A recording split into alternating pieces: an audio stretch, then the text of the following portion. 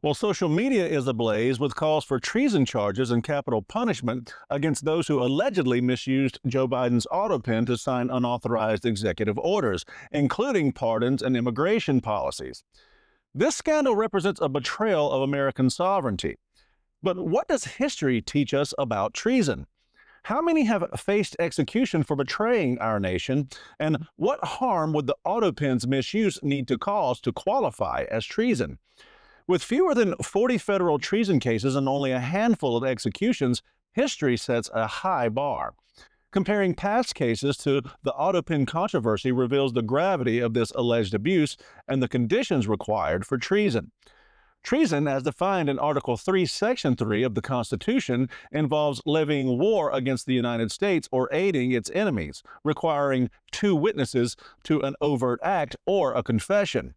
The penalty can include death, but federal prosecutions are rare, with fewer than 40 cases since 1789, about 13 convictions, and only 2 to 3 executions. Historical cases highlight this rigor. In 1847, Hipólito Salazar was executed for rebelling against U.S. forces in New Mexico during the Mexican-American War, though the charge's validity was later questioned as he wasn't a U.S. citizen. In 1862, William Bruce Mumford was hanged for tearing down a U.S. flag in Confederate-held New Orleans, an act of treason aiding the enemy.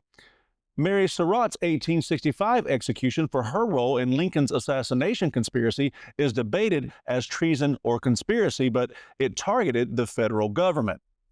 In 1794, Philip Vigil and John Mitchell faced death sentences for the Whiskey Rebellion, but were later pardoned by George Washington. These cases involved direct rebellion or wartime enemy aid, setting a precedent for overt betrayal. The Biden Autopen scandal involves allegations of unauthorized signatures on pardons, like those for 37 death row inmates, and immigration orders. Trump supporters argue these orders enabled an open border, fueling illegal immigration and fentanyl smuggling, which the CDC links to over 70,000 annual deaths. A 2022 House resolution accused Biden of treason over immigration failures, reflecting widespread outrage. Unlike historical cases, the Autopen's misuse lacks wartime context, but its impact allegedly undermining national security resonates with Mumford's defiance.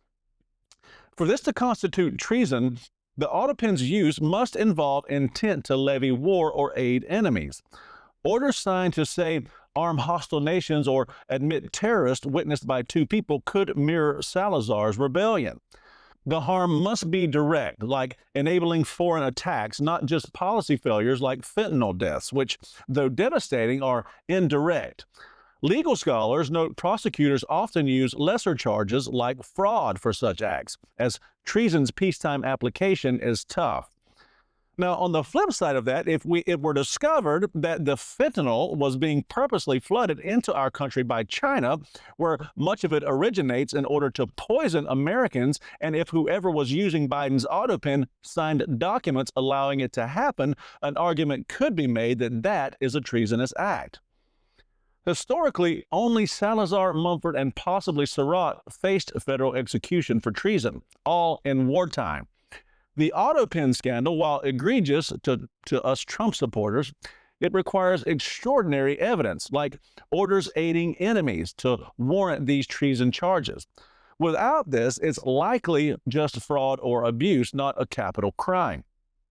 History demands clear betrayal for treason, and until we find evidence of that, treason charges and capital punishment, as much as it pains me to say, is highly unlikely. The real